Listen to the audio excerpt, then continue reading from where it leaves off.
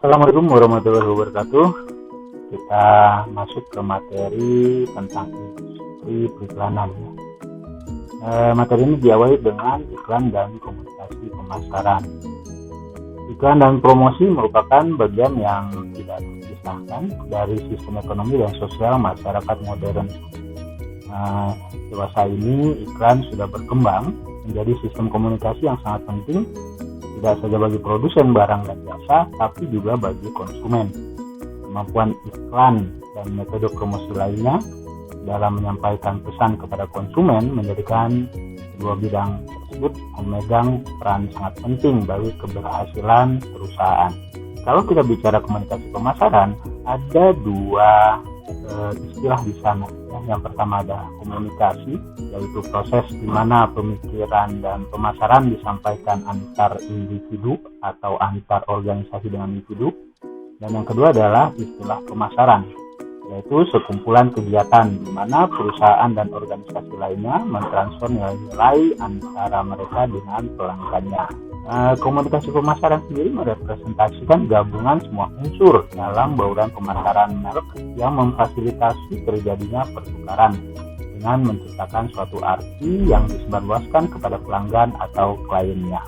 Bagi sebagian orang, kegiatan pemasaran mencakup sejumlah kegiatan seperti riset pemasaran, penentuan harga, atau perencanaan produk. Pemasaran memfasilitasi proses pertukaran dan pengembangan hubungan dengan konsumen dengan cara mengamati secara cermat kebutuhan dan keinginan konsumen. Oleh sebab itu, ada yang dikenal dengan 4P dalam bauran pemasaran, yaitu product, price, place, dan promotion, dan semuanya itu masuk ke dalam istilah marketing mix atau bauran pemasaran yang terdiri dari elemen-elemen tadi. Suatu perusahaan dapat menghabiskan sejumlah besar dana untuk beriklan atau melakukan promosi penjualan, namun kecil kemungkinan upaya tersebut akan berhasil jika produk yang diiklankan itu memiliki kualitas buruk, harganya terlalu mahal, atau tidak memiliki jaringan distribusi hingga ke tangan konsumen. Pengelola pemasaran telah lama menyadari pentingnya menggabungkan berbagai elemen dari marketing mix dalam strategi pemasaran yang bulat dan utuh.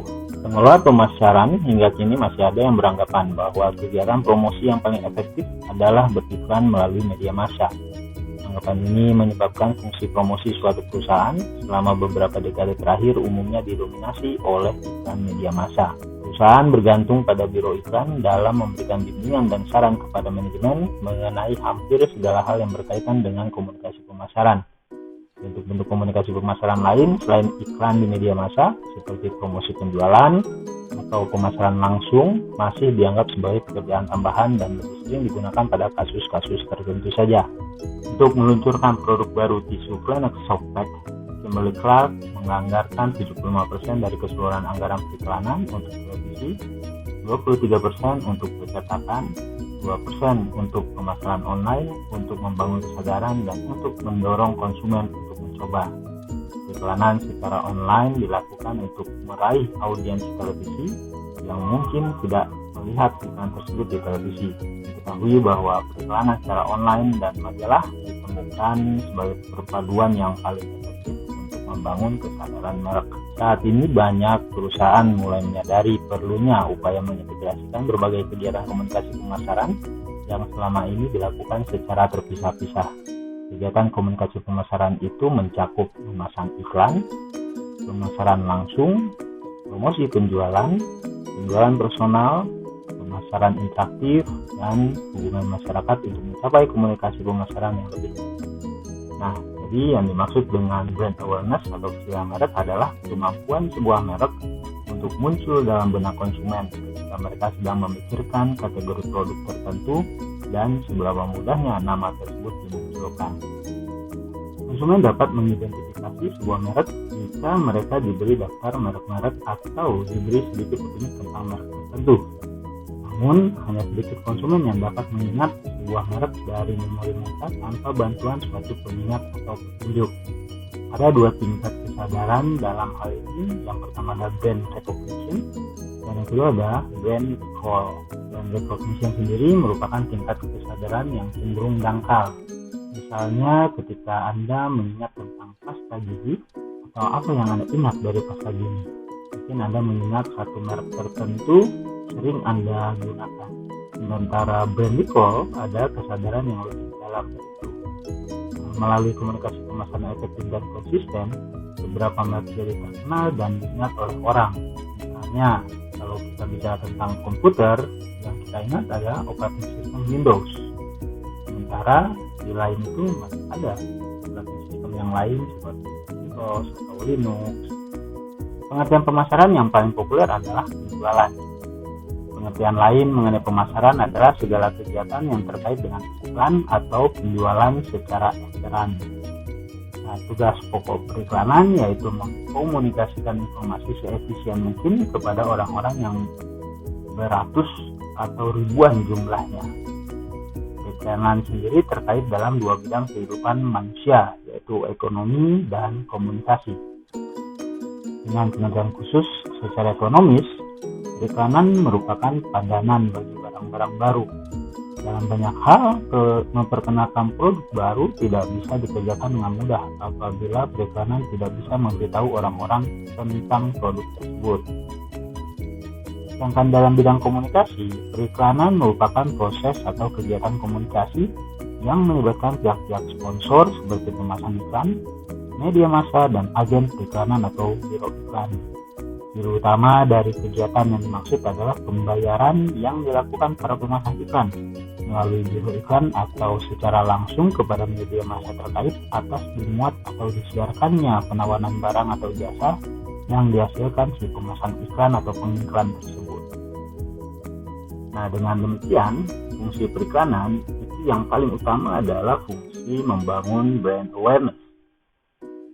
Kita ambil contoh saja ya. Ini di tahun 2018 sebuah iklan dari KFC ya, Kentucky Fried Chicken, di surat kabar The Sun yang cukup menarik lah, karena iklannya itu menampilkan satu bucket dari Kentucky Fried Chicken yang kosong dan ada tulisan FCK, itu urutan huruf dari KFC yang dibalik ya. Dan FCK itu dalam bahasa Inggris bisa dibaca fuck. Nah, iklan ini kemudian di-tweet oleh para fans KFC, termasuk juga James Perry, pekerja pencitraan merek atau branding, yang menulis di tweetnya. Nah, iklan itu betul-betul membuat brand awareness dari KFC semakin meningkat. Pada waktu itu KFC mengalami krisis pengadaan ayam sehingga 600 tokonya tutup karena kekurangan ayam. Nah, untuk meminta maaf kepada para konsumen KFC membuat iklan. Ini juga terkait dengan viralnya video seorang wanita yang difilmkan mengeluh bahwa dia dipaksa pergi ke Burger King sebagai gantinya. Nah, iklan ini kemudian di-tweet ramai-ramai oleh para iklan. Dalam iklan tersebut, KFC mengiklankan permintaan maaf. Di situ disebutkan bahwa kami minta maaf, restoran ayam tanpa ayam itu ya. Jadi permintaan maaf kepada pelanggan yang sudah jauh-jauh ke restoran dan kecewa. Juga berterima kasih kepada karyawannya karena selalu bekerja tanpa lelah. Dan juga dalam iklan itu katakan sudah seminggu sekali tapi kami membuat kemajuan dan setiap hari semakin banyak ayam segar yang dikirim ke restoran kami. Nah, fungsi periklanan yang lainnya, karena iklan itu sebenarnya sangat erat kaitannya dengan komunikasi massa, sehingga fungsi periklanan hampir tidak berbeda dengan fungsi komunikasi massa. Ya, ada memberi informasi, kemudian membujuk atau mempersuasi, lalu mengingatkan, dan juga menambah nilai. Untuk fungsi informasi, periklanan dapat memberitahukan pasar tentang satu produk baru atau perubahan harga, atau juga menyusul kegunaan dari sebuah produk baru, menjelaskan bagaimana cara penggunaannya, atau juga membangun citra perusahaan. Sedangkan fungsi iklan sebagai membentuk atau mempersuasi, iklan bisa membentuk preferensi merek, mengubah persepsi konsumen tentang atribut produk, mengajak konsumen untuk mencoba produk atau jasa yang diiklankan, atau membujuk konsumen untuk membeli produk itu sekarang. Nah, untuk fungsi mengingatkan, iklan juga menjaga agar perusahaan tetap segar dalam ingatan para konsumen. Sehingga ketika ada produk yang baru, konsumen tetap ingat dengan produk yang selama ini sudah ada. Juga meningkatkan minat konsumen terhadap produk yang sudah ada. Yang lain adalah iklan berfungsi menambah nilai, memberikan nilai tambah terhadap sebuah produk.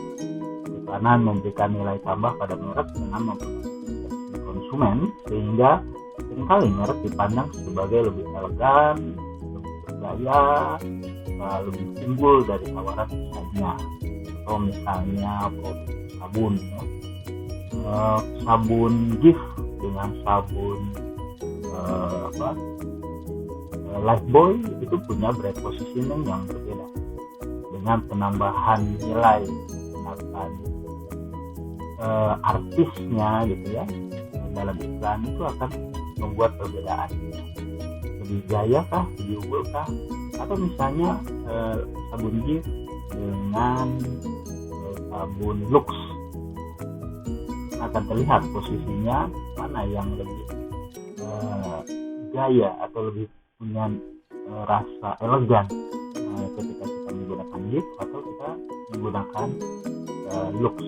Nah, kekuatan dan tujuan periklanan ada 3 hal paling tidak ya dari kekuatan dan tujuan periklanan ini.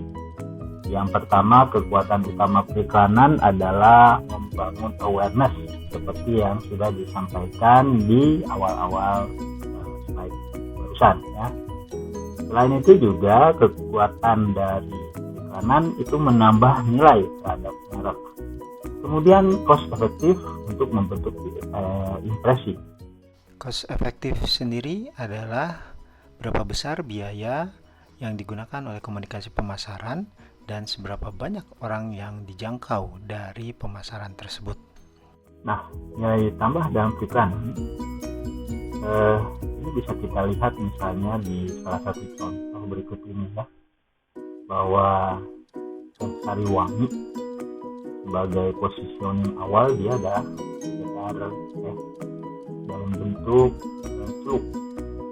Namun kemudian untuk menambahkan nilai pada merek tersebut, iklan kemudian menciptakan kesadaran dan membangun positioningnya terhadap brand tersebut bukan hanya sekedar minuman, tapi juga sebagai alat untuk meningkatkan kualitas pertemuan keluarga atau teman untuk berdiskusi misalnya. Semuanya nilai tambah dari sebuah iklan. Selain itu, nilai tambah periklanan juga bisa mendorong sebuah brand tetap berada pada top of mind. Kesadaran merupakan hal penting bagi tahap pencarian informasi. Semakin mudah bagi konsumen mempelajari bahwa merek merupakan solusi bagi permasalahannya, semakin besar kemungkinan konsumen akan membeli produk dan jasa atau minimal mempertimbangkan untuk membeli. Ini adalah salah satu alasan adalah pembeli brand ini ingin agar orang tahu betapa spesialnya brand. Nilai tambah lain dari periklanan yaitu brand positioning. Periklanan dapat menciptakan brand personality, menyerupai brand promise, anchor brand position secara kreatif dan memaksa. Periklanan menempa kaitan psikologis melalui keterlibatan emosional. Periklanan dapat memelihara kesadaran tentang cost efektif dan melakukan diferensiasi dari kompetitor. Misalnya iklan Intel ataupun Aqua yang memiliki karakter sendiri dan positioning sendiri di dalam masyarakat. Dalam periklanan juga terdapat keterbatasan, misalnya pemborosan. Iklan yang disebarkan oleh para pihak pemasar belum tentu menjangkau publik yang sesuai atau publik yang tertarik dengan produk, dan juga sulit untuk menjangkau khalayak yang spesifik, sehingga anggaran yang dikeluarkan untuk beriklan itu menjadi tidak efektif. Yang kedua adalah komunikasi satu arah. Karena ditayangkan di dalam media massa, maka audiens hanya bisa melihat tayangan saja, tapi tidak ada di sana ruang dialog. Yang ketiga, kredibilitas rendah. Konsumen merasa letih dengan klaim periklanan yang over promise. Kemudian banyaknya iklan yang ditampilkan, konsumen dibombardir dengan berbagai macam iklan yang muncul dalam satu waktu. Ini yang disebut dengan clutter, sehingga muncullah zapping behavior atau kebiasaan mengganti saluran channel untuk melihat tayangan lain ketika ada komersial gitu. Jadi iklan tidak diperhatikan oleh penonton. Kekuatan lain dari integrated marketing communication bahwa iklan yang menarik perhatian calon konsumen itu bisa dikaitkan dengan alamat email, telepon, dan fax dari perusahaan tersebut. Selain itu, iklan juga bisa dilihat oleh orang-orang yang selain konsumen seperti pegawai, investor, komunitas lokal, sehingga bisa saja meningkatkan penjualan produk. Selain itu juga pegawai yang menjadi terdorong bekerja lebih giat ketika melihat iklan perusahaan mereka sedang tayang di media massa.